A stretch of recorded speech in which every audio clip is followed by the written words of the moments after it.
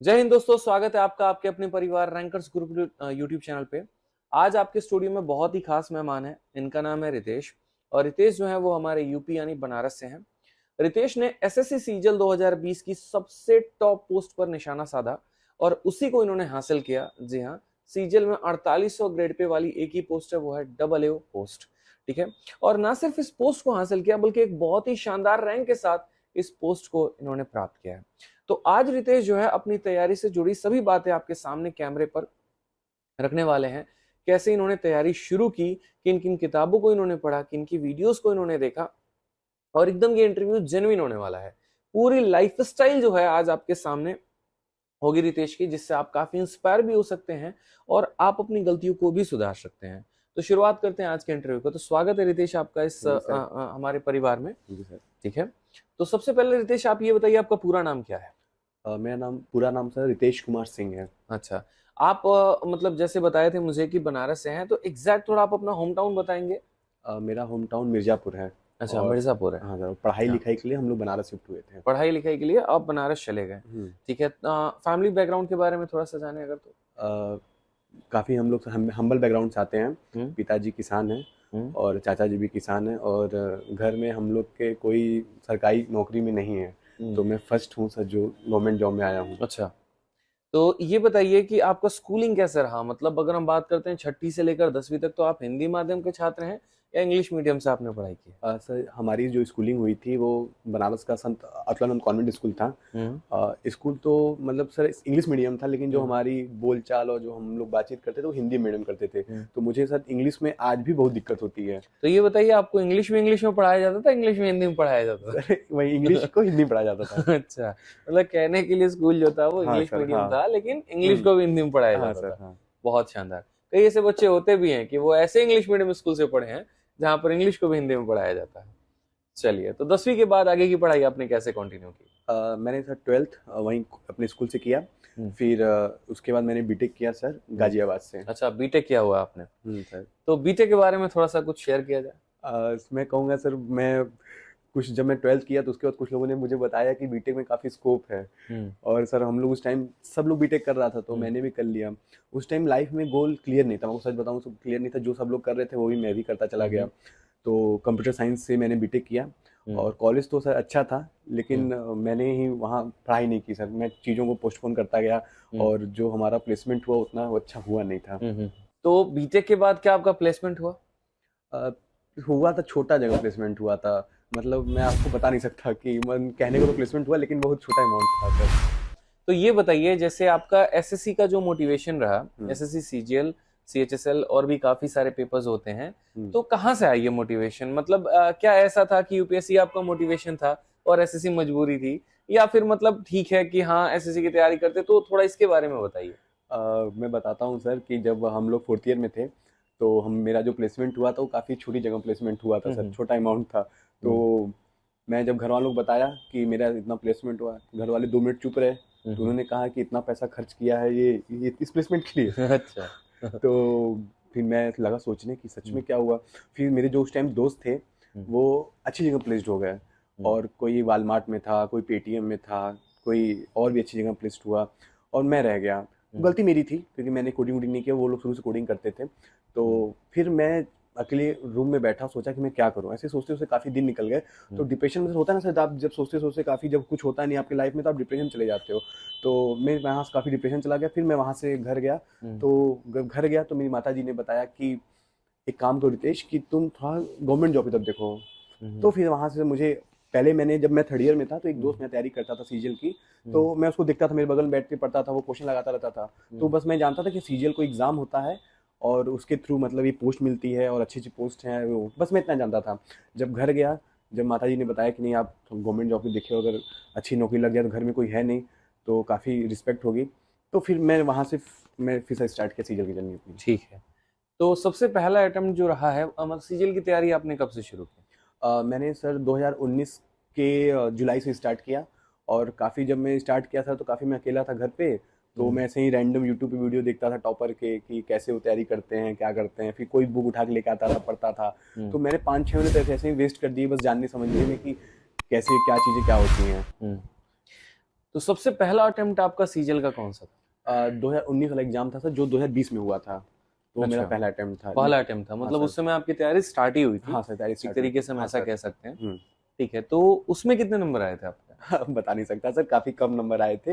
हाँ, pre qualify हो गया था, लेकिन मेंस में उतना अच्छा नहीं हो पाया। तो कहीं एक्चुअली सर तैयारी मेरी पूरी हो नहीं पाई थी, तो बस जस्ट मैंने फॉर्म भर दिए थे कि देखूं कैसा पेपर है। जो मेरी डेडिकेटेड तैयारी थी वो 2020 वाली थी, अच्छा। जिसमें मैंने पूरा एफर्ट किया, पूरा सिलेबस कंप्लीट किया और मॉक टेस्ट लगाया था। अच्छा, तो मतलब 19 में ऐसा रहा कि आपने प्री भरा बाकी बच्चों की तरह, एक अच्छा अटेम्प्ट भी रहा, चलो ठीक है, कट ऑफ क्वालिफाई भी कर लिया, और मेंस में आपके अच्छे नंबर नहीं आ पाए। नहीं है सर। एक यहाँ छोटी सी बात हम आपसे पूछना चाहेंगे आगे बढ़ने के पहले। आज भी कई सारे बच्चे ऐसे होते हैं जो प्री का फॉर्म भरते तो हैं, कट ऑफ भी हो भी जाता है, बट यहाँ पर वो मेंस की तैयारी में एकदम बेपना मोहब्बत, मतलब ऐसा लगता है कि मेंस कर ही लेंगे। ठीक है, हालांकि उनका सोच गलत नहीं है, वो अपने जगह पे बहुत सही है।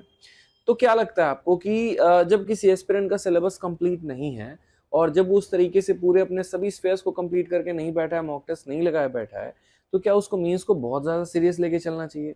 क्योंकि बहुत बच्चों के साथ मैंने बात की तो उनको लगता है कि सर अगर ये मेंस नहीं हुआ तो हम तैयारी छोड़ देंगे। बहुतों का ऐसा होता है। क्या उन्हें ये बात समझने की ज़रूरत नहीं है कि प्री जो हुआ है आपके चंद नंबर से आप क्वालिफाई करके आए हैं, तो ऐसा नहीं है कि आप यहाँ पर जो है बहुत अच्छे अभी नहीं किए तो खत्म हो जाएंगे, आपको एक दूसरा चांस देने की अपने आप को जिंदगी में जरूरत है। मैं बताता हूँ सर कि जब तक आपका सिलेबस कंप्लीट नहीं होगा तो फिर आप कैसे मतलब मॉक टेस्ट लगाओगे, कैसे फिर एग्जाम दोगे। और आप सही कह रहे हो कि जब हम लोग, क्या होता है सर, जो एस्पिरेंट होते हैं, गलती होती है कि हम लोग बहुत जल्दीबाजी में होते हैं कि बस आए 2 महीने पढ़े प्री निकला, फिर 2 महीने पढ़े मेंस निकला, इतना। सर पहले मुझे ऐसा लगता है कि सबसे पहले फर्स्ट ऑफ ऑल आपको कहीं से भी सिलेबस कंप्लीट करना चाहिए। उसके बाद आपको प्रॉपर क्वेश्चन लगाने चाहिए। जो भी सर मैं देखता हूँ आपकी पूरी शीट में पूरे अच्छे से क्वेश्चन मैंने पूरे लगाए थे, तो पूरे क्वेश्चन को आपको 2 बार लगाने चाहिए। फिर उसके बाद जो प्रीवियस ईयर क्वेश्चन है, जो टीसीएस जब से आई है, तो उस सारे क्वेश्चन को लगाने चाहिए। फिर रिवीजन, फिर मॉक टेस्ट। ये सर ये ऐसे पूरी प्रोसीजर होती है। एक प्रोसीजर होता है ना कि एक स्टेप के बाद दूसरा, ऐसा नहीं कि मतलब सीधा जंप मार जाएंगे। क्योंकि मुझे अब आजकल ऐसा लगता है ना कि ये तैयारी भी कुछ ऐसे T20 वर्ल्ड कप वाली गेम हो गई है। पहले टेस्ट मैच, फिर वनडे, फिर उसके बाद 50 आपका 20 ओवर, फिर 10, लास्ट में सिक्का उछा के डिसाइड कर लेंगे विनर कौन है। और बच्चों को कभी कभी ऐसा लगता है ना, बड़ा इम्पेशेंट हो जाते हैं। देखिए आप लोग मेरी बात को समझिए, आप अपने जगह पे सही है, लेकिन आप ऐसे समझिए ना कि रितेश और ऐसे कई सारे बच्चे हैं जो अपने आप को तैयार कर रहे हैं, आपको उनको फाइट करना है, आपको उनको बीट करना है। तो मुझे नहीं लगता यहाँ पर कि इतना इम्पेशेंट हो जाना आज के समय में बच्चों में जो ये इम्पेशेंस आ रखा है वो सही है। ठीक है, जैसे पहला आप अगर देखेंगे, पहला अटेम्प्ट रितेश का भी रहा, तो इन्होंने वही बात बोली कि सर मेंस दिया तो था, हुआ नहीं, लेकिन इन्होंने अपने आप को समझा, उस तरीके से तैयारी की और अगली बार फोड़ा, और फोड़ा भी तो ऐसा कि 128 रैंक। ठीक है, तो ये समझने की जरूरत है। ठीक है, तो चलिए बात करते हैं सीजीएल 2020 के बारे में। तो इसके प्री में आपके कितने नंबर थे? प्री में सर मेरे रॉ मार्क्स थे 168 और नॉर्मलाइज होके 182 हुए थे। 168 मतलब रॉ मार्क्स थे आपके? खतरनाक, मतलब एकदम। तो क्या रहा ब्रेकअप उसमें, कितने कितने मार्क्स आए आपके? एक्चुअली मैं आपको बता देता हूँ सर कि जैसे मैंने स्टार्टिंग से मैंने क्या किया था कि मैं मैथ, इंग्लिश और रीजनिंग, इसमें मैंने जो 150 नंबर थे, मैंने पहले से टारगेट रखा था कि इसमें मुझे 140 या 145 लाना है 150 में, और जीएस में मुझे 20-25 लाना है। और एग्जैक्टली सर मेरे ऐसे ही नंबर आए कि मतलब 150 में से जो इधर तो 3 क्वेश्चन थे, उसमें से मेरे 142 या 145 थे, और जीएस में मेरे जो नंबर ऐड होके वो मेरे 168 रॉ मार्क्स बने थे।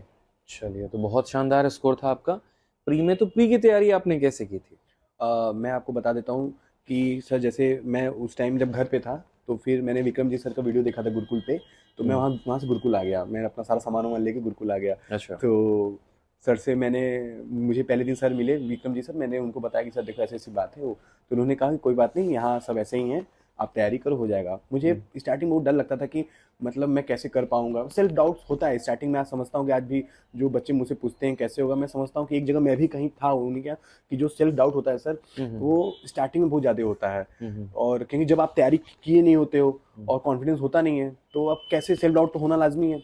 तो फिर मैंने वहीं गुरुकुल में रह के तैयारी स्टार्ट किया। 3-4 महीने हुए, फिर मुझे सब कुछ समझ में आ गया कैसे क्या करना है। वहाँ राम सर आते थे, वहाँ वो मैथ पढ़ाते थे। फिर सर आप फिर क्लास लेना स्टार्ट किए, डाउट लेना स्टार्ट किए, मैं आपके पास आता था सारे क्वेश्चन और डाउट लेके, तो आप फिर बताने लगे थे। तो वहाँ से मेरी चीज़ें मतलब क्लियर होने लगती, स्टार्ट हो गई थी। फिर उसके बाद सर कुछ फाइनेंशियल प्रॉब्लम आई मेरी, तो मैं घर चला गया। घर जाके फिर मैंने वहाँ से अपनी सेल्फ स्टडी स्टार्ट की। और आपका सर यूट्यूब पे कुछ टाइम कुछ वीडियो आते थे, जो मेरे टॉपिक छूटे हुए थे, मैंने वो आपके यूट्यूब वीडियो से कवर किया। फिर प्रीवियस क्वेश्चन लगाए और फिर रिवीजन, मॉक टेस्ट। चलिए, तो सबसे पहले बताते हैं एसएससी सीजीएल प्री का जो पेपर होता है वो 200 नंबर का होता है। 50 नंबर का मैथ, 50 नंबर का इंग्लिश, 50 नंबर का रीजनिंग, 50 नंबर का जीएस।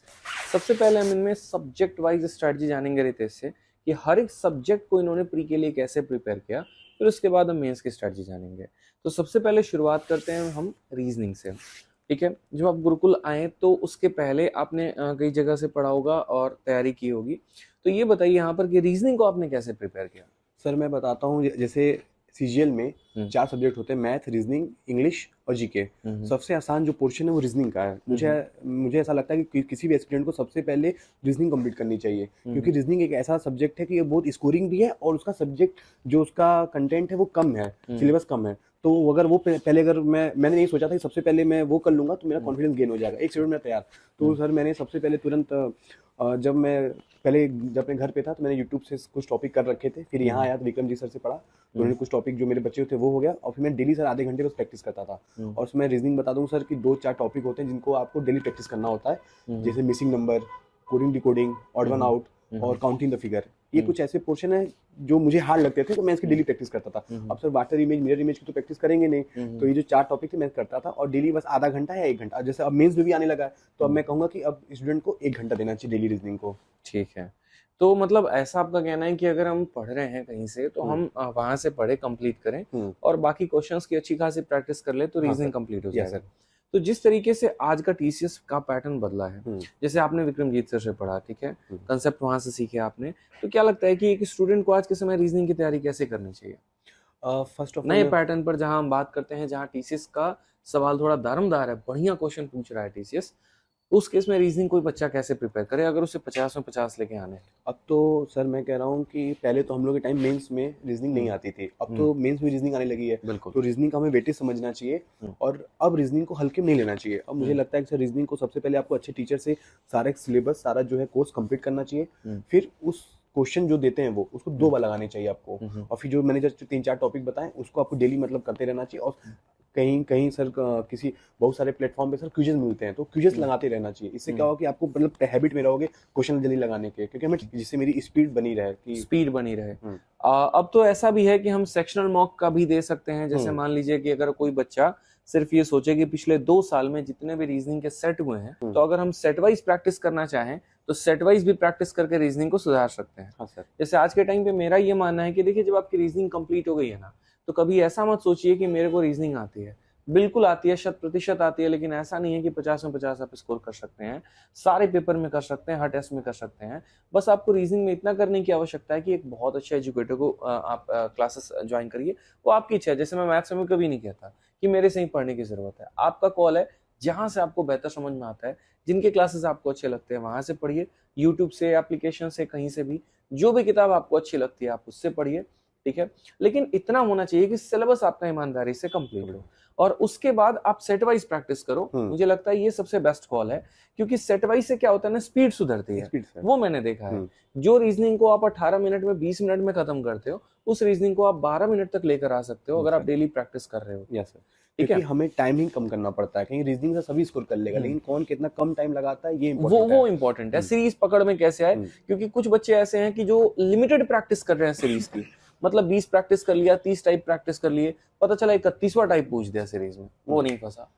तो यहाँ ऐसा गेम है ना कि जितने ज्यादा सवाल लगाएं प्रैक्टिस की, उतना बेहतर आ गया। ठीक है, चलिए रीजनिंग की बात यहीं वाइंड अप करते हैं, आगे बढ़ते हैं। बताइए इंग्लिश के लिए क्या स्ट्रेटजी थी आपकी? इंग्लिश में मैं कहूँगा सर, जैसे बहुत पॉपुलर बुक है नीतू सिंह की वॉल्यूम 1 सर, वो बेस्ट बुक है। आपको सबसे पहले मैंने क्या किया सर, उसको मैंने 3-4 बार पढ़ डाले। ठीक है। तो मैंने उसके पूरा पढ़े कॉन्सेप्ट, और जो लास्ट में क्वेश्चन होते हैं मैंने सारा कर लिया। उसके बाद जो कुछ डाउट होते हैं सर, वो गुरुकुल में आते थे उस टाइम प्रशांत सर, तो मैंने उनसे सारे डाउट जो होते थे वो मैं उनसे क्लियर कर लिए। फिर प्रशांत सर ने मतलब बताई थी कि वो कैब के लिए ऑनलाइन मेंटर आती है, तो मैंने वो कैब थी, वो ऑनलाइन मेंटर सर आती है। अब तो मतलब उस टाइम पीडीएफ आती थी, अब तो बुक आने लगी है। बुक आने लगी। तो मैंने पूरे वो कैब जो थे मैंने पूरे ऑनलाइन मेंटर पूरे कर डाले। और सर मैं बता दूं, जो वो कैब में जो बच्चों को दिक्कत होती है कि स्टार्टिंग में आपको 10-20 याद करने में दिक्कत होती है। मुझे भी दिक्कत होती थी कि स्टार्टिंग के 1 घंटे में मैं 5, 10, 15 याद कर पाता था। लेकिन मैं कहूँगा कि अगर रेगुलर हम तैयार करते रहे तो अब सर लास्ट में जब मेरा मेन दे रहा 2020 का, तो मेरी उस टाइम इतनी हैबिट हो गई थी कि मैं 1 घंटे में 200-250 वोकैब याद कर ले रहा था, नए वर्ड। क्योंकि सर माइंड इतनी ट्रेन होती रहती है हमारा, जैसे आप स्टार्ट छोटे से ही करिए, लेकिन अगर रेगुलर करते रहते ना तो माइंड सर वो कैपेसिटी उसकी बढ़ती रहती है और वो काफ़ी जल्दी चीज़ों को ग्रैस्प करना स्टार्ट कर जाता है। फिर मैंने ये किया, और रीडिंग सेक्शन में बता दूं सर, रीडिंग सेक्शन में डेली आधा घंटा न्यूज़पेपर पढ़ता था कि जिससे कि मेरी एक इंग्लिश में अंडरस्टैंडिंग अच्छी हो, तभी मैं क्लोज टेस्ट और अनसीन पैसेज में अच्छा से कर पाऊँ। तो सबसे पहला पार्ट, मैं एक पार्ट बच्चों का क्वेश्चन मैं उनकी तरफ से आपके लिए रखूंगा। पहला क्वेश्चन जो होता है बच्चों का होता है कि सर वोकैबुलरी के लिए कितना टाइम देना चाहिए और वोकैबुलरी को याद कैसे करना चाहिए, क्या ट्रिक से याद करना चाहिए या रट्टा लगाना चाहिए, और वोकैबुलरी को चलो याद कर भी रहे हैं तो सबसे बड़ा जो फैक्टर है वो भूलने की बीमारी है, हम भूल जाते हैं। ठीक है, तो कैसे लेके चलें, मतलब वोकैब में भी कई सारे सवाल होते हैं। हाँ, तो पहला सवाल, वोकैब कैसे पढ़ें, ईडियम, वन वर्ड और साइन वेंटो मतलब सारे एक साथ लेके चलें या थोड़ा थोड़ा करके पढ़ें, और कितना टाइम दें? मैंने क्या किया सर कि मैं सबसे पहले देखा कि सबसे ज्यादा वेटेज किसका है। मैं देखा सर वन वर्ड और इडियम फ्रेज की सबसे ज्यादा वेटेज है, तो मैंने सबसे पहले वन वर्ड और इडियम फ्रेज उठाया, मतलब सबसे पहले वन वर्ड फिर उसका इडियम फ्रेज, फिर ये जब दोनों हो गए अच्छे से। और ये कहाँ से पढ़ा आपने? सबसे पहले मैंने नीतू सिंह जो उसके पीछे वॉल्यूम 1, हाँ वॉल्यूम 1 से, ठीक है। फिर उसके बाद ऑनलाइन मेंटर। अच्छा, उसके बाद आपने ऑनलाइन मेंटर से खत्म कर दिया? हाँ सर, ठीक है। ऑनलाइन मेंटर के बारे में बता दे तो ऑनलाइन मेंटर एक पहले पीडीएफ आती थी 20 रुपए की, अब वो किताब में बदल चुकी है। हाँ, तो ऑनलाइन मेंटर की 3 अलग अलग किताब आते हैं, वन वर्ड का अलग आता है, इडियम फ्रेजेस के अलग आते हैं, और आपके साइन वेंटो के अलग आते हैं।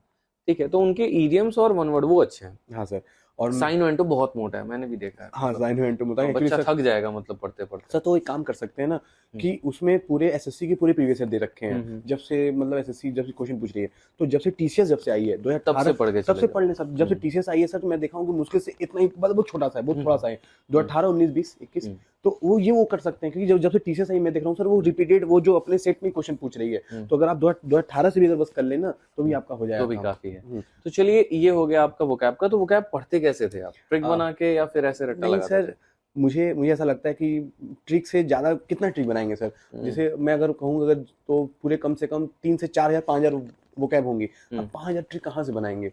तो सर मैं क्या करता था, मैं इसमें हम लोग का 3-4 लोग ग्रुप था, और जब हम बनारस में थे तो 9 लोग का हम लोग का ग्रुप था, और मैंने उसमें क्या किया था कि सबको डेली 50-50 वोकैब याद करनी है, और डेली शाम को हम लोग पूछते थे एक दूसरे से, और अगर कोई भूल जाता था तो वो चाय पिलाता था। अच्छा। तो वो उसके लिए चाय न पिलानी पड़े हमें कि तो हम लोग वोकैब सर याद करते थे। हाँ, और डेली हम लोग ये था कि संडे को, जैसे हफ्ते में 6 दिन हम लोग ने 50-50 करके याद किया, तो 300 याद दिए, और संडे को पूरे 300 का रिवीजन, और अगर संडे को अगर कोई 300 में अगर भूला तो फिर हम लोग को वो समोसा छोला वो खिलाएगा। तो इस तरह से हम लोगों ने काफी किया था। तो जनरली जो हमारा रेशियो रहता है, जैसे मैं हमेशा कहता हूँ 5:2 रखा करो, 5 दिन पढ़ना है, 2 दिन रिवाइज करना है, तो आपने 6:1 रखा। हाँ सर, कि हम 6 दिन पढ़ेंगे और 1 दिन उससे रिवाइज करेंगे, क्योंकि देखो नेचुरल फैक्ट है, रिविजन जो होता है वो अल्टीमेट की होता है। अगर आप नहीं रिवाइज करोगे तो भूलोगे ही, और ये सिर्फ वोकैब के साथ नहीं बल्कि हर सब्जेक्ट के साथ अप्लाई होता है।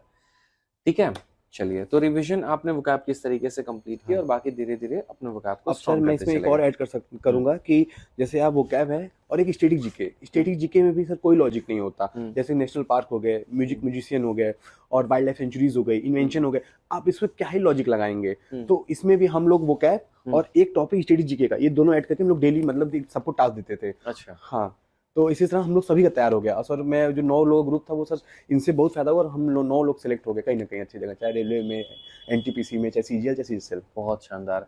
तो ऐसा कहा जाता है कि वोकैबुलरी के लिए न्यूज़पेपर को पढ़ने की आवश्यकता है, तो क्या आपने न्यूज़पेपर रीडिंग किया था? सर न्यूज़पेपर में रीडिंग करता था अपनी रीडिंग हैबिट सुधारने के लिए, वोकैब के लिए नहीं, क्योंकि मैं बताऊं सर जो टीसीएस है वो इतना इनोवेटिव अभी वोकैब नहीं ला रही है, वो जस्ट प्रीवियस जो क्वेश्चन है सर वही ला रही है। तो हमें अगर प्रीवियस क्वेश्चन भी कर लेना तो सेल्फ इनफ है। मतलब तो आपका न्यूज़पेपर पढ़ने का तरीका क्या था, किस तरीके से आप न्यूज़पेपर पढ़ते थे? मैं बताऊंगा सर कि मेरी जो इंग्लिश अंडरस्टैंडिंग थी काफी पुअर थी। मैं आपको बताऊं, मैंने यूट्यूब वीडियो देखे थे तो लोग बताते थे कि आप द हिंदू का एडिटोरियल पढ़ो। मैंने सर स्टार्ट किया, मैं सर 1 महीने में उसमें 1 लाइन तक मुझे नहीं समझ में, मैं 1 महीने पढ़ता रहा। मैं सर काफी मेहनत करता था, मुझे लगता था एक दिन तो आएगी, 1 दिन आएगी। सर मैं 1 महीने तक परेशान रहा, मुझे समझ में नहीं आई। फिर मैंने क्या किया कि फिर मैं सोचा अच्छा नहीं होगा, तो फिर मैंने द टाइम्स ऑफ इंडिया उठाई, फिर उसमें भी नहीं समझ में आई। फिर उसके बाद सर नॉवेल उठाई, तो नॉवेल कुछ कुछ समझ में आई। फिर सर मैंने सोचा कि ऐसे नहीं होगा, मैं काम करता हूँ सर, मैंने क्लास, आप यकीन नहीं मानोगे, मैं क्लास 7th और 8th की इंग्लिश स्टोरीज की बुक उठाई सर, वहां सर पढ़ते पढ़ते गया। और सर मेरे मोबाइल में अभी भी ऐप है इंग्लिश स्टोरीज करके, उसमें सर जो नहीं होता वंस अपॉन किंग लाइव्ड और डॉग कैट की स्टोरी, वहां से सर मैंने पढ़ते पढ़ते पढ़ते फिर अपनी स्टार्ट किया। अब सर मैं टाइम्स ऑफ इंडिया पढ़ लेता हूँ। अच्छा, आप पढ़ लेते हैं? अब पढ़ लेता हूँ सर। चलिए, तो मतलब रीडिंग सुधारने के लिए अचानक से द हिंदू के एडिटोरियल पे नहीं कूदना है, नहीं चाहिए। तो ऐसा मतलब कोई बात नहीं, कौन देखने जा रहा है कि शुरुआत कहाँ से की, हाँ सर। अंत तो सब देखते हैं, ठीक है, वाली बात हो जाती है, ठीक है। चलो, तो यहाँ पर अगर हम बात करते हैं तो वोकैब को आपने इस तरीके से प्रिपेयर किया, ग्रामर की पढ़ाई कैसे की आपने? ग्रामर में मैं कहूँगा सर, आप कहीं भी अगर आप पढ़ते हो, सबसे पहले सारे कॉन्सेप्ट से गो थ्रू हो जाओ, रूल जो है एक बार पढ़ डालो, फिर क्वेश्चन प्रैक्टिस करो, क्योंकि कई बार होता है सर हम बस रूल रूल रूल और रूल पढ़ते रटते जाते हैं लेकिन क्वेश्चन प्रैक्टिस नहीं तो करते हैं। बच्चों का भी ये होता है कि सर इतने सारे रूल हो गए, नाउन में इतने हो गए, प्रोनाउन में इतने रूल हो गए। तो देखो यार बच्चों, मैं आप लोगों को भी हमेशा बात कहता हूँ कि ग्रामर एक तरीके से मैथ्स की तरह है, प्रैक्टिस जितनी करोगे रूल उतने ज्यादा रिकॉल होगा। जैसे ज्योमेट्री है कि आइडेंटिटी रिवाइज तब होते हैं एक तरीके से जब आप कई सारे क्वेश्चन उसके ऊपर लगाते हैं, उसी तरीके से इंग्लिश का ग्रामर है कि वो रिकॉल तब होंगे जब क्वेश्चन लगाएंगे। क्योंकि ऐसा होता है ना, अच्छा बच्चों का एक और भी रहता है, सर नाउन लगा रहे हैं तो एरर लग जाएगा, प्रोनाउन लगा रहे हैं तो लग जाएगा, सर मिक्स जब आ जाता है ना, पता ही नहीं चलता किसका एरर है। एक्चुअली क्या होता है, स्टार्टिंग में सबको प्रॉब्लम होती है। मुझे सर मेरी माँ ने जब थी तो उन्होंने एक बात बताई थी कि जब बेटा आप साइकिल चलाना सीखते हो ना सर, पहली बार में कोई साइकिल नहीं चलाता, पहले सर हम लोग उसको ले कैसे टहलाते हैं, फिर उसके बाद कैची चलाते हैं, उसमें भी गिरते हैं, फिर सर उसके पे हम लोग पग उस पे आते हैं, सीट पे बैठना, फिर उसमें भी कितनी बार गिरते हैं, लेकिन सर साइकिल चलाना फिर मतलब 6 महीने 1 साल में सीख जाते हैं। सर इसी तरह पढ़ाई भी है, आपको शुरू में बहुत दिक्कत होगी, आपको लगेगा कि नाउन पढ़ेंगे तो प्रोनाउन भूल जाएंगे, प्रोनाउन पढ़ेंगे तो आर्टिकल भूल जाएंगे, लेकिन आप जब करते करते रहोगे ना सर, फिर एक समय आएगा जब आपको सारे कॉन्सेप्ट हो जाएंगे और क्वेश्चन लगाओगे तो क्वेश्चन भी बड़े प्यार से लगेंगे। चलिए, इसके बाद बात करते हैं जीएस सब्जेक्ट के बारे में। चलो जीएस पे आते हैं अभी, सबसे पहले मैथ्स के बारे में। चलिए बताइए, मैथ्स की तैयारी आपने कैसे किया था? मैंने सर मैथ का मैंने काम किया कि जो सारे टॉपिक है मैंने एक जगह से लिख लिए, और फिर उस टाइम गुरुकुल में राम सर आते थे तो उन्होंने मतलब सारे टॉपिक पढ़ा दिए, तो मतलब 60% सारे टॉपिक हो चुके थे। फिर मैं 60% वहाँ से टॉपिक हो गया, फिर उसके बाद आप सर जब पढ़ाते थे तो जो बचा था 30% मैंने वहां से पढ़ लिया आपसे, कुछ टॉपिक रह जाते हैं। तो फिर मैं जब वापस कुछ फाइनेंशियल प्रॉब्लम हो गई सर, तो इसलिए मुझे गुरुकुल छोड़ना पड़ा, तो फिर मैं वापस जब घर गया तो वहीं पास में लाइब्रेरी ज्वाइन की, और जो टॉपिक जो लेफ्ट आउट थे उसको मैंने आपके यूट्यूब से देखा और किया। और फिर आपका उस टाइम यूडी बैच आया था सर, तो मैंने उस यूडी बैच को सारा जल्दी से 2x में लगा के जो मेरे ज्योमेट्री हो गया सर, मेंसुरेशन हो गया, नंबर सिस्टम और अलजेब्रा, ये सब जो टॉपिक थे इसको मैं सर 2x में जल्दी लगा के देखा, टाइम कम थे, और फिर सर जो आपका जो पीडीएफ था उसको मैं सर 2 बार लगाया पूरा। फिर उसके बाद जो प्रीवियस ईयर क्वेश्चन जो 2018 के से लेके जो तीसरे जब से आ रही तब लगा, फिर मॉक टेस्ट सीधे। चलिए, बहुत अच्छा। तो मतलब हालांकि रितेश के बारे में थोड़ा सा बताऊं तो रितेश को मैं बहुत क्लोज तरीके से जानता हूं, ठीक है।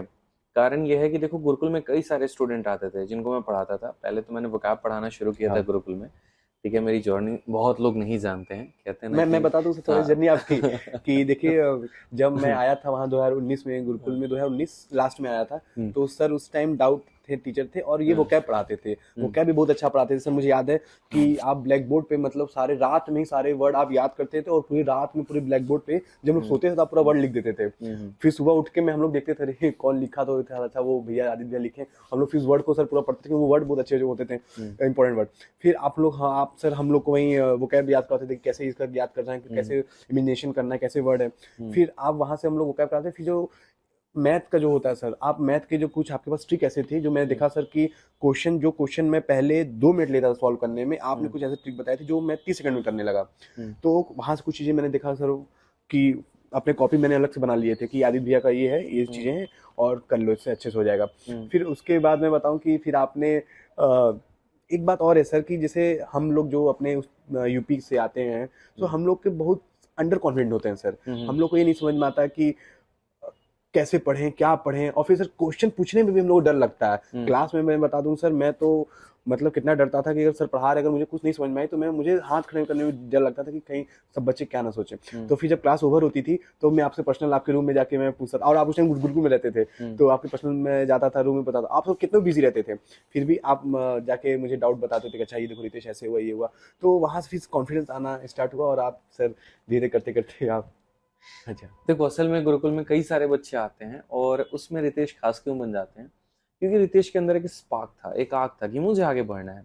और मैं जब क्लासेस ले रहा होता था ना, तो ऐसा होता था कि मुझे दिखता था, क्योंकि मैं खुद की भी तैयारी उस समय थोड़ी थोड़ी कर रहा था, और साथ के साथ में बच्चों के डाउट भी लेना, क्लासेस भी लेना, क्वेश्चंस भी सॉल्व करना, तभी से मेरी आदत हैबिचुएटेड में हो चुका था, क्योंकि मुझे एक तरफ अपना फाइनेंशियल बैकग्राउंड भी देखना था और साथ के साथ मुझे अपनी तैयारी भी करनी थी। तो रितेश के अंदर बड़ा वो आग रहता था कि यार आगे बढ़ना है, आगे बढ़ना है। कई बार ऐसा होगा कि वहाँ पे आधे घंटे के घंटे हमारा कन्वर्सेशन में निकल जाएगा, जहाँ पर हाईली नेगेटिव होके आएंगे ये और हाईली पॉजिटिव होके जाएंगे, ठीक है। जब मैं गुरुकुल छोड़ के उसके बाद मैं अपना फ्लैट लेके भी रहने लगा वहां पर, तब भी ऐसा हुआ, कई कई मोमेंट्स हमारे ऐसे हुए कि जहाँ पर एक एक घंटा मैं रितेश को समझा रहा हूँ, छत पे बुला के, रूम में बुला के, बिठा के प्रॉपर तरीके से, ठीक है। तो वो बड़ा अच्छा लगता था यार, हमारा कन्वर्सेशन भी हो गया, क्योंकि मैं बच्चों से शुरू से जुड़ा हूँ। हाँ आज भी मैं जुड़ा हूँ, बात करना, समझाना, समझना, क्योंकि मुझे ऐसा लगता है ना कि कई बार गाइडेंस जो है वो पढ़ाने के लिए उन्हें नहीं चाहिए होती, कई बार पर्सनल गाइडेंस की भी बहुत जरूरत पड़ती है, जो इंसान को आगे बढ़ने में बहुत प्रेरणा देता है। और पता है मैं एक बात और ऐड करूंगा सर कि जो भी एसएससी में जो भी बच्चा आता है सर, देखिए वो कहीं रिच क्लास से नहीं आता है, वो हम्बल बैकग्राउंड के होते हैं, मिडिल क्लास बैकग्राउंड से होते हैं, लोअर क्लास से होते हैं। तो कभी ना कभी आपको तैयारी के दौरान आपको फाइनेंशियल प्रॉब्लम आएगी। अगर नहीं आ रही तो अच्छी बात है सर, अगर कभी आई तो हिम्मत मत हारिएगा, क्योंकि मैंने सर को देखा है आपको सर कि मतलब जब फाइनेंशियल प्रॉब्लम आई तो आपने मतलब इसका रोना नहीं रोया कि मैं तैयारी छोड़ दूं, या जो आप ट्यूशन पढ़ाने स्टार्ट किए, फिर गुरुकुल पढ़ाने स्टार्ट किए, फिर उसके साथ पढ़ाते पढ़ाते फिर आपने भी पढ़ाया। तो यही सर जब मुझे भी फाइनेंस प्रॉब्लम आई तो मैं भी सर ट्यूशन पढ़ाने स्टार्ट किया, बच्चों को कोचिंग देता था। तो वहाँ से मतलब सर चीज़ें कि आप जो आपके प्रॉब्लम है वो किसी को रो के या अपना दुखड़ा रो के आप कुछ ना कुछ गेन नहीं कर पाओगे। आप एफर्ट करो, काम करो, कुछ पैसे गेन करो और फिर अपनी पढ़ाई में उसको लगाओ, पढ़ाई करो। बिल्कुल, जिंदगी में इसी उसूल के साथ मैंने काम किया है, ठीक है, और जो भी किया ईमानदारी से किया है, पढ़ाया बच्चों को अच्छे से, और आज यही है कारण कि रितेश के लिए मैं भैया भी हूँ और एक सर भी हूँ। मैं तो भैया ही बोलता हूँ, मैं सर तो मुझे चलो, तो मैथ्स की तैयारी यहाँ से हो गई एक तरीके से रितेश की, और बाकी जो वीओडी क्लासेस हैं उसके बारे में थोड़ा सा आपको बताऊँ, आपका डाउट होगा तो। मैथ्स का मेरा एक ऐसा रिकॉर्डेड बैच है जिसके बारे में मैंने कंप्लीट मैथ पढ़ा रखा है। मैं हमेशा कहता हूँ किसी को कोई भी बैच, अगर किसी को किसी भी तरह का किसी भी एग्जाम का कोई भी तैयारी करना हो, और अगर आपके अंदर जज्बा है कि आप 3 महीने 4 महीने में तैयारी करना चाहते हैं, तो आप रिकॉर्डेड बैच लेकर उसे आप ही की तरह 2x स्पीड पर देखकर खत्म कर सकते हैं, बहुत आसान तरीके से। एक एक चीज को बहुत ही डिटेल में मैंने बता रखा है, तो वहां से आपको काफी ज्यादा मदद मिल जाएगी। मैं बताऊंगा सर, अभी ग्रुप में जब बनारस पढ़ता था लाइब्रेरी में, तो वहाँ हम लोग लाइब्रेरी में सर, बनारस में सर क्या होता है कि कोई सीजल सोचता ही नहीं है वहाँ सर, एमटीएस या ग्रुप डी यही सोचते हैं। तो अभी सर ग्रुप डी का सर एग्जाम था, बच्चों का एग्जाम कंप्लीट हुआ, तो सब बहुत खुश थे। तो मैंने इसी में बैठा था, तो मैंने उनको बताया कि आप लोग सीजल करो। तो उनका पहला ही डाउट था कि भैया कैसे होगा, मैथ कैसे होगा। मैंने आपका जो वीडियो बेस्ट था मैंने उनको बताया, और सर एक लड़का है मेरा दोस्त है सर, हम लोग 9 लोग जो ग्रुप है उसमें है, वो सर आपका बेस्ट है सर, ग्रुप डी का लड़का सर, 2 महीने में सर उसने मतलब इतना अच्छा पढ़ा आपका पूरा बैच लेके, और जो जो आप बताते जो शीट करके सर, उसके इस बार मतलब मैथ में सर 42 नंबर है 50 में सर। चलिए, और बहुत अच्छा उसका मतलब एफर्ट है। और मतलब मैं बताऊंगा सर कि जो बनारस जैसे जो हम लोग सर जो दिल्ली नहीं आ सकते, वो अगर आपका वीओडी बैच लेके अपने घर पे अगर पढ़ें, और जो आप शीट दिए उसको अगर 2 बार पूरा लगा जाए ईमानदारी से, तो मुझे लगता है कि उनका मतलब सिलेक्शन कोई रोक नहीं सकता। चलिए, बहुत अच्छी बात है। तो वीओडी बैच अगर आपको लेना है तो आरजी विक्रमजीत एप्लीकेशन डाउनलोड कर लीजिएगा, वहां से मिल जाएगा। और इंक्वायरी नंबर है हमारा 8506003399, इससे भी संपर्क कर सकते हैं। चलिए, नेक्स्ट बात करते हैं जीके जीएस के बारे में। जीके जीएस का जो फैक्टर है ना, मैं आपके सामने सारी बातें रखता हूँ। पहला करंट अफेयर है, दूसरा स्टैटिक है, और तीसरा सब्जेक्ट है। आज के समय बच्चे को ऐसा लगता है कि कुछ वन लाइनर पढ़ने से हमारा भला हो जाएगा। उन बच्चों की स्पेशली मैं बात कर रहा हूँ जो 3 महीने पहले से तैयारी शुरू करते हैं, थोड़ा बहुत कहीं कहीं किसी का वन लाइनर पढ़ लिया हो जाएगा। तो क्या वाकई में आपको ऐसा लगता है कि ऐसे जीके जीएस का नैया पार हो सकता है, या एक डेडिकेटेड वे में तैयारी करने की जरूरत है, हर किसी को सेगमेंट वाइज बांट के उन सेगमेंट्स की तैयारी करने की जरूरत है? क्या लगता है आपको? सर देखिए, डेडिकेटेड तैयारी तो करनी चाहिए सर, क्योंकि बिना अगर आप ऐसे हैब्जार तरीके से पढ़ेंगे तो उसमें कुछ नहीं होगा। और मैं आपको बताऊं कि जीके को मैंने प्रायोरिटाइज कर रखा था 4 सब्जेक्ट में। सबसे पहले स्टैटिक जीके, दूसरा करंट अफेयर, तीसरा हिस्ट्री, और चौथा पॉलिटी। मैं देखता था सर पेपर में इसी 4 टॉपिक से क्वेश्चन ज्यादा आते थे। तो स्टैटिक जीके के लिए मैंने टेलीग्राम पे गया, वहाँ द पंडित का एक है पूरा पीडीएफ है सर, वहाँ मैंने उसको लिया, प्रिंट आउट कराया, और सर वहीं अपने ग्रुप में हम लोग डेली देते थे, उसको कंप्लीट कर लिया। करंट अफेयर का सर एग्जाम से 1 महीना पहले आप बस यूट्यूब पे जाइए और बस डाल दीजिए कोई भी मंथली के जनवरी करंट अफेयर मंथली कंप्लीशन, तो जो भी वीडियो आएगी उसको देख लीजिए, पूरा अच्छे से हो जाएगा। और एक स्पीडी बुक आती है सर रेलवे कॉलों के लिए, ब्लू कलर का होता है, वो काफ़ी हेल्पफुल होती है। और हिस्ट्री पॉलिटी आप एक बार कहीं अच्छे से पढ़ लीजिए, क्योंकि जो क्वेश्चन सर आजकल एसएससी में आ रहे हैं वो पहले की तरह वन लाइनर नहीं आ रहे हैं कि पानीपत का युद्ध कब हुआ या अब सर काफी डीप आते हैं। तो एक बार आपको हिस्ट्री पॉलिटी थोड़ा सा डीप पढ़ने की जरूरत है। तो मतलब वहां थोड़ा सा डेप्थ जाने की जरूरत है। और इवेंट्स को रिकॉल कैसे करें, मतलब कई सारी घटनाएं हैं उसके अंदर, कई सारे बायोलॉजी में जैसे विटामिन की डेफिशिएंसी के काफी सवाल बन जाते हैं, तो आप उन्हें रिकॉल कैसे करते थे? मैं क्या करता था सर, जैसे विटामिन हैं, तो मैंने सर एक A4 शीट में मैंने विटामिन, उनके जो उनके नाम है, साइंटिफिक नेम और डिफिशियंसी, उनके सोर्सेज मैंने एक जगह लिख के रख लिया। और फिर डेली जब सुबह आता था तो उसको मैं डेली पढ़ता था, डेली मतलब मैं उसको रिवाइज करता था। फिर इसी तरह जैसे हिस्ट्री में जैसे डेट हो गई, मुझे सर मैं आपको बताऊं, मेरे एक नोट्स हैं, उसमें मैंने पूरे डेट वाइज जो इवेंट हुए हैं, कौन कौन से वार हुई है, कब बैटल हुआ है, कौन राजा कब आया, कब उसने कहाँ आक्रमण किया, पूरा डेट वाइज मैंने लिख रखा है सर। 3 पेज का है, ज्यादा नहीं होगा। अब डेली का सुबह उसको देखिए सर, सुबह उठने से पहले, मतलब सुबह उठने के बाद आप उसको देखिए। आपको जब डेली कोई चीज़ अगर हम देखते रहते हैं ना सर, तो वो हमें हमेशा दिमाग मतलब रहती हैं, मतलब अब जब आपका सब कॉन्फिडेंट में वो बैठ जाती हैं, तो वो आपको जब एग्जाम टाइम में जब प्रेशर रहेगा ना, तो वहीं से सब कॉन्फिडेंट में जो बैठा रहता है वो तुरंत आएगा आपके। तो मुझे लगता है कि डेली उसको रिवाइज करना चाहिए। ये बताइए, करंट अफेयर जो है वो लास्ट कितने मंथ का प्रिपेयर करके जाना चाहिए? हम लोग के टाइम 2020 में तो सीजीएल 6 महीने का पूछती थी, लेकिन अभी मैं देख रहा हूँ सर जो पेपर आ रहे हैं वो 1 साल का पूछ रहे हैं। तो अगर आपको थोड़ा सा अगर 2-3 नंबर 4 नंबर ज्यादा लाना है जीएस में, तो आपको 1 साल करना पड़ेगा, वरना 6 महीने से इनफ है, मतलब 6 महीने इनफ है। ठीक है, किताब में बाकी आपने बताया स्पीडी, तो स्पीडी हिंदी इंग्लिश दोनों में आती है सर? दोनों में आती है। हाँ सर, दोनों बच्चा पढ़ सकता है। पहले हिंदी में भी आती थी, अब इंग्लिश में भी आने लगी है, तो दोनों में अब आती है। चलिए, दोनों से पढ़ सकते हैं, बहुत अच्छी बात है। वहां से आप कवर अप कर सकते हैं। तो एक छोटा सा क्वेश्चन मेरा रह गया था, वो था कैलकुलेशन के बारे में। तो आपने कैलकुलेशन कैसे सुधारा? कैलकुलेशन से मैं देख रहा हूँ जब से टीसीएस आई है तो कैलकुलेटिव क्वेश्चन काफी ज्यादा पूछ रही है। तो मैं कहूंगा कि हम लोग एस्पिरेंट्स को, ऐसे सीजल को थोड़ा कैलकुलेशन पे एक्स्ट्रा आधा घंटा देना चाहिए। तो आपको 20 तक टेबल, 30 तक क्यूब और 50 तक स्क्वायर, ये याद होनी चाहिए। और स्क्वायर के भी ट्रिक आते हैं सर, जो आप मतलब 150 तक स्क्वायर आप तुरंत निकाल सकते हैं, वो यूट्यूब पे वीडियो है सर। तो मैं क्या करता था कि एक मैथ्स ट्रिक करके एक ऐप है, उसमें डेली मैं जब जब मुझे टाइम मिलता था, जैसे मैं 1 घंटा पढ़ा, फिर 5 मिनट उस पर कैलकुलेशन के क्विज दे दिया, फिर 1-2 घंटा पढ़ा, फिर मैंने 5 मिनट उस पर क्विज दे दिया। तो मतलब ऐसे मैं पार्ट बाई पार्ट मतलब 4-5 क्विज डेली देता था, कि मेरी कैलकुलेशन स्पीड हमेशा मतलब स्पीड बहुत अच्छी रहे मेरी। बहुत सारे बच्चे ऐसे होते हैं आपके कहने के तुरंत बाद एप्लीकेशन डाउनलोड कर लेंगे, लेकिन सदियों तक उस एप्लीकेशन को मोबाइल में रखेंगे, प्रैक्टिस नहीं करेंगे। उनके लिए क्या कहना चाहेंगे आप? देखिए क्या होता है कि मैं आपको एक छोटा सा बात बताता हूँ कि जो एसएससी में सिलेबस इतना ही है, सेम बुक है सर, कोई भी आता है टॉपर, कोई भी टीचर सर वही सेम बुक बताते हैं और सेम चीज। लेकिन जो कांस्टेंट तैयारी जो करता रहता है, कांस्टेंट मतलब एक चीज को पकड़ के उस पर डेली अगर मेहनत करे, वही सिलेक्ट होता है सर। तो अगर हम ये गलती मैं बीटेक में करके देख चुका था कि अगर आप कभी, मैं पढ़ता था कभी नहीं पढ़ता था, कभी पढ़ता था कभी नहीं, इस वजह से मेरा प्लेसमेंट उतना अच्छी जगह हुआ नहीं। तो इसलिए मैं सीजन में जब आया तो मैंने एक ही चीज पकड़ी, लेकिन उसको मैं कांस्टेंट उस पर लगा रहा। चलिए, तो मतलब ये है कि बहुत ज्यादा सोर्सेस को नहीं लेना है, नहीं, जो है उस पे आपको पता है कि आपके आसपास ही सारे सोर्सेस हैं, इन्हीं को करने से हो जाएगा। बस डेडिकेशन में सारे के सारे उन्हीं सोर्सेस को फॉलो करें और अच्छे तरीके से प्रिपरेशन करें तो सिलेक्शन हो सकता है। यहाँ तक तो प्री में है। तो प्री में जब आपने पहली बार मॉक दिया था तो कितना स्कोर आया था, और उसके बाद कब से मॉक देना आपने शुरू किया? बच्चों का ये भी डाउट रहता है, स्पेशली मैं ऑफलाइन में बात करूं कि सर हम मॉक टेस्ट कब से देना शुरू करें, तो उसके बारे में आप क्या कहेंगे? अब मैं बताता हूँ सर, जब आपका सिलेबस 60 to 70% कंप्लीट हो जाए, क्योंकि मॉक टेस्ट होता है सर स्पीड बढ़ाने के लिए। अब जब आपका सिलेबस ही नहीं कंप्लीट है तो आप मतलब आप तो क्वेश्चन आएगा तो आप समझेंगे कि किसका है, कि पढ़े हैं कि नहीं पढ़े हैं। तो सबसे पहले 60 to 70% कोर्स कंप्लीट करिए, फिर हफ्ते में एक मॉक दीजिए। और मैं जब पहला टेस्ट दिया तो मुझे आज तक याद है सर, मेरे उसमें 51 नंबर आए थे। तो जब आया 51 नंबर तो मुझे लगा कि हो पाएगा नहीं होगा, सेल्फ डाउट कि जब आदमी सर जब तैयारी नहीं होती सर, कॉन्फिडेंस नहीं होता उस टाइम, तो हमेशा क्वेश्चन मार्क लगा रहता है कि हम कर पाएंगे नहीं कर पाएंगे। अभी 51 नंबर लाए, और उस टाइम टॉपर का मैं देखता सर, उनके वो बोलते थे कि 150 तो एटलीस्ट लाना है प्री में।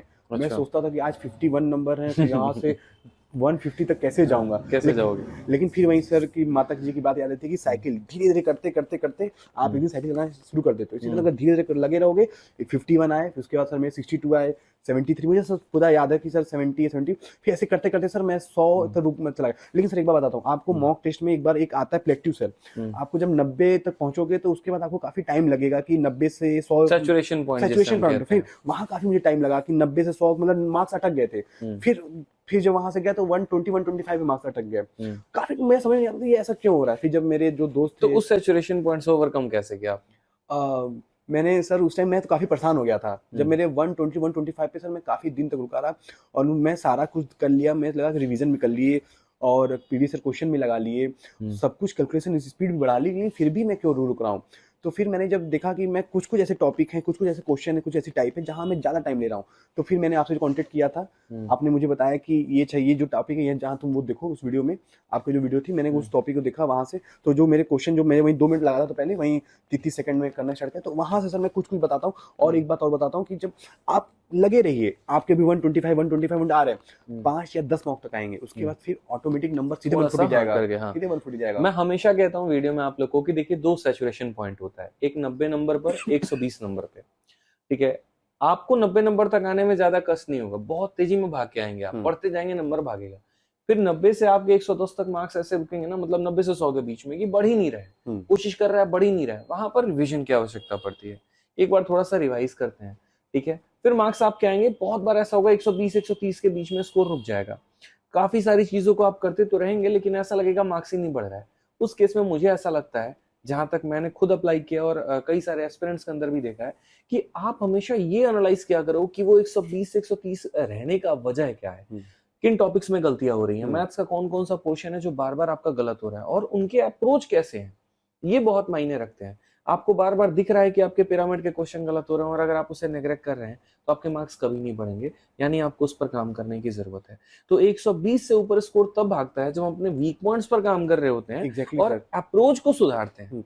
तो ये 2 फैक्टर है। ये कहूंगा सर, हम लोग जो एस्पिरेंट होते हैं उनके दिमाग में ये भरा होता है कि बस मॉक टेस्ट देना, लेकिन उसका एनालिसिस नहीं करते, एग्जैक्टली। हाँ, मैं देखा सर, हमारे जो कुछ दोस्त थे जो सीनियर थे, वो एक मॉक टेस्ट दिए, बिना उसका एनालिसिस किए वो दूसरे मॉक ले जाते थे, फिर वो उसको दिए, फिर बिना उसका एनालिसिस के तीसरे मॉक पे, तो ऐसे तो गलती पे काम ही नहीं कर पाए। मतलब ये तो वही बात हो गई कि आज मेरी गलती हो रही है, फिर मैं दूसरे में उसी गलतियों के साथ बैठ रहा हूँ, फिर अगर जो क्वेश्चन वहां गलत हुआ वो यहाँ भी गलत होगा, तो हमने तो कुछ सीखा नहीं। तो मैं वही कहूँगा, अगर 1 घंटे का मॉक है तो आपको उसका डबल टाइम, मतलब 2 घंटा एनालिसिस करना चाहिए, और आपका जो वीक पॉइंट है फिर उसको वीक पॉइंट को सुधारिए, तब दूसरा मॉक दीजिए। जैसे मुझे याद है कि मेरे डिसऑनेस्ट शॉपकीपर बहुत गलती होती थी, फिर ज्योमेट्री में सब कुछ क्वेश्चन गलत होते थे, फिर पिरामिड और प्रिज्म में सब क्वेश्चन गलत, तो मैंने मॉक देते जब देखा कि यहाँ में क्वेश्चन गलत हो रहे हैं, तो फिर उस पर जाके मैंने फिर उस पर्टिकुलर टॉपिक के मैंने कंफर्म 100 क्वेश्चन लगाया, तब जाके फिर स्पीड आई और कॉन्सेप्ट क्लियरिटी आई, तो फिर आप मॉक नंबर बढ़ेंगे ऐसे धीरे धीरे करके।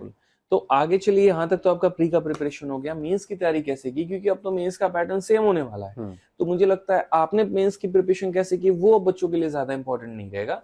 तो यहाँ पर अगर हम ये मतलब आप अगर बच्चों को ये गाइड पाए कि अब नए पैटर्न पर बच्चों को मेंस की तैयारी कैसे करनी चाहिए, वो ज्यादा फायदेमंद होगा। अब तो ठीक है, तो नए पैटर्न के अनुसार हम इस टॉपिक को लेकर चलते हैं। अब तो सर ये बेनिफिट है ना सर, हम लोग के टाइम क्या होता था कि प्री का पैटर्न अलग है, मेंस का पैटर्न अलग, और प्री में जीके और रीजनिंग आएगी और मेंस में नहीं आएगी। अब तो सर जो प्री का पैटर्न है, मतलब जो प्री में आएंगे वही मेंस में आएंगे, तो आपको तो प्री में ही आपको अच्छे से तैयारी कर लेनी चाहिए कि जब प्री का एग्जाम जब आपका ओवर हो जाए तो आप 2-4 दिन गैप लेके तुरंत फर्स्ट ऑफ ऑल रिवीजन करिए अपने जो भी सारे पढ़ रखा है, फिर तुरंत मॉक टेस्ट पे आइए, मॉक टेस्ट, क्योंकि और फिर अगर आपका जो फिर आपको खुद मॉक टेस्ट देते देते आपको वीक पॉइंट पता चलते रहेंगे, आप वीक पॉइंट को इंप्रूव करते रहिए।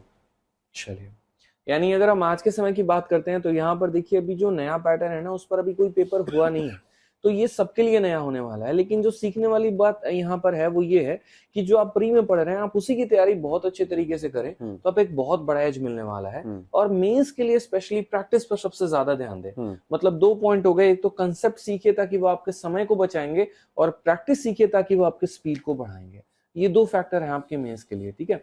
इतना मुझे लगता है कि अगर आज के टाइम पर कोई एस्पिरेंट करे तो मोर देन इनफ है सर। ठीक है, चलिए, तो ये हमारी जो थी वो सारी बातें पढ़ाई से रिलेटेड थी। थोड़ी सी पर्सनल लाइफ के बारे में भी जान लेते हैं रितेश के। पर्सनल से थोड़ा सा ये मुस्कुरा रहे हैं, तो रितेश एक चीज हम पूछेंगे, क्योंकि आप बीटेक के लड़के हो, ठीक है, और जिस तरह का आपका एज है और जो समय है, तो कई सारे दोस्त बने होंगे, तो कोई स्पेशल वन रहा आपके लाइफ में? सबका होता है सर, मेरा भी रहा है, और वो चीजें उस एज में सर वो होना भी चाहिए भी। मुझे ऐसा लगता है कि जिंदगी में कई सर जो आपके पार्ट हैं, उस हर पार्ट को आपको अच्छे से एंजॉय करना चाहिए, हर फेज का आपको जीना चाहिए। तो वो जो फेज था सर वो भी काफी अच्छा होता है। तो मैं तो कहूंगा कि सर जो था अच्छा हुआ, जो था। अब जो था मतलब अभी क्या सीन है, मतलब ये थोड़ा क्लियर करो एक बार यार। कि सर जो मतलब उस टाइम थी तो वो अब नहीं है। तो असल में रितेश की एक महिला मित्र थी, ठीक है, काफी अच्छे जो है वो बातें रहीं और रिश्ता रहा। लेकिन मैं रितेश को जानता हूँ, हालांकि जब मैं गुरुकुल में था तो भी काफ़ी ज़्यादा परेशान थे, मतलब हद से ज़्यादा अगर मैं बात करूँ तो। थोड़े से लड़ाई झगड़े होने शुरू हो गए जिस तरीके से नॉर्मल रिलेशनशिप में होते हैं। लेकिन इसमें रितेश के अंदर जो सबसे अच्छी बात ये थी कि उन्होंने अपने पेरेंट्स को बहुत ज़्यादा महत्व दी, उनकी बातों को सबसे ज़्यादा फोकस में लेकर आए। क्योंकि एक बार ऐसा भी हुआ कि मुझे लगता है छत पर हमारी काफ़ी देर बात भी हो रही थी, मेरे छत पे ही थे, 1 डेढ़ घंटे। मैंने काफ़ी ज़्यादा समझाया भी था यहाँ पर कि मेन मकसद है क्या, मतलब ठीक है, मतलब या तो आप डिसाइड करो लाइफ में कि इधर जाना है, या फिर एक फैमिली है जो पीछे आपका राह देख रही है, ठीक है, जो खून पसीने से पापा कमा के आपको यहाँ भेज रहे हैं। आपके एक एक घंटे के एक सेकंड की कीमत जो है उनके खून की कमाई से आ रही है यहाँ पे, ठीक है, उनके पसीने बहे हैं तो आपके पास अकाउंट में ये बैलेंस आया है।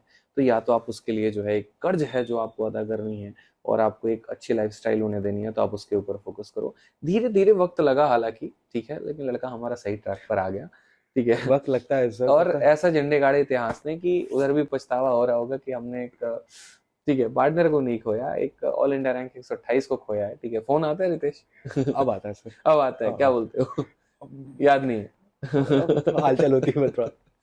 चलो, तो रितेश की हालांकि अभी दूसरी एक मैडम और है, ठीक है, और उनसे अब काफी अच्छे रिलेशंस हैं रितेश के, और अब शादी भी होने से होने वाली है। हाँ सर। हाँ। कि अब सर क्या होता है कि हम लोग के साथ जब भी, मैं आपको बता दूं, लाइफ में कभी भी प्रॉब्लम आएगी, लाइफ में प्रॉब्लम आती रहेंगी, लेकिन आपको उसको फेस करना रहेगा।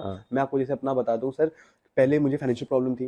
जब फाइनेंशियल प्रॉब्लम से मतलब जब रिकवर मतलब होने लगी धीरे धीरे, तो पर्सनल प्रॉब्लम, अच्छा, पर्सनल प्रॉब्लम से काफी जब मैं रिकवर होने लगा धीरे धीरे, तो फिर कैरियर प्रॉब्लम, मतलब कि वही मॉक टेस्ट नंबर नहीं बढ़ रहे हैं और कब सिलेक्ट होऊंगा। सबके मन में आता है कि कब तक बस मैं मतलब माता पिता के मतलब एक बोझ बना रहूंगा, कब मैं अब अपने पैसे से भी कुछ न कुछ गिफ्ट करूंगा। वो जब हुई सर, तो रिजल्ट आने से पहले 10 दिन पहले माता जी चली गई सर। मतलब प्रॉब्लम तो हमेशा रहेंगी सर। मैं यही कहूँगा कि आप काम बेहतरीन करिए और इतना अच्छे से करिए कि आपके पेरेंट्स को आप पे गर्व हो। मैं बताता हूँ कि जब मेरा रिजल्ट आ गया, अब पापा मेरे गांव में चलते हैं तो बहुत एक शान से चलते हैं, लोग उन्हें सलाम करते हैं। मुझे बहुत अच्छा लगता है कि मेरी वैसे मतलब मेरे पिताजी को इतनी इज्जत मिल रही है सर। और मैं आप यही कहूँगा कि हर लड़के को यही सोच के पढ़ना चाहिए कि आज वो पढ़ेगा तो कल उसके माता पिता को रिस्पेक्ट मिलेगी। बिल्कुल। तो वो एक बहुत बड़ा मतलब बात हो जाता है कि दो तरीके से मैं हमेशा कहता हूँ कि आज जो है आप अपने पिता के नाम से जाने जाते हैं। अगर आप चल रहे हैं रोड पे ना, तो ये कहेंगे यार देखो फलाने का बेटा जा रहा है, ठीक है। वक्त ऐसा लेकर आइए कि जिस दिन आपके पिता रोड पर चले और देख कर ये बोले कि देखो फलाने के पिता जा रहे हैं, वो बड़ा एक, यार देखो थोड़ी सी ही बात है, लेकिन वो थोड़ी सी बात में ना उम्र बदल जाती है, समय लग जाता है और इतिहास आदमी पलट के रख देता है। बड़ा अच्छा लगता है आज, मतलब मैंने रितेश आपके पापा से ही बात की, बहुत अच्छा लगा, बहुत जेन्युइन पर्सन है और जो गर्व मतलब उनको फील हो रहा था, अरे हमारा लड़का ऐसे कैसे, अब थोड़ा मजा आ रहा था। तो जो गर्व उन्हें फील हो रहा था, जो प्राउड उन्हें फील हो रहा था ना कि हाँ हाँ हमारा लड़का है एकदम बढ़िया नौकरी लेकर आया और बहुत बढ़िया रैंक लेकर आया, ठीक है, तो वो बड़ा अच्छा लगा मतलब। और सर इसमें मैं ऐड करूंगा कि आपके पेरेंट्स तो हैं और आप साथ के साथ आपके ग्रैंड पेरेंट्स। मैं बता दूं सर, जब मेरा सिलेक्शन हुआ, जब मैं अपने दादाजी को बताया, मेरे दादाजी की अवस्था इस टाइम 80 साल की होगी, तो जब मैंने उन्हें बताया कि दादाजी मेरा इस सरकारी नौकरी में गजेटेड अधिकारी के पद पे पोस्ट हुआ है, तो उन्होंने पता है मुझे सर अपनी भाषा में, बनारसी भाषा में उन्होंने बोला कि अरे बचवा तू हमार 2 साल उम्र बढ़ा देला।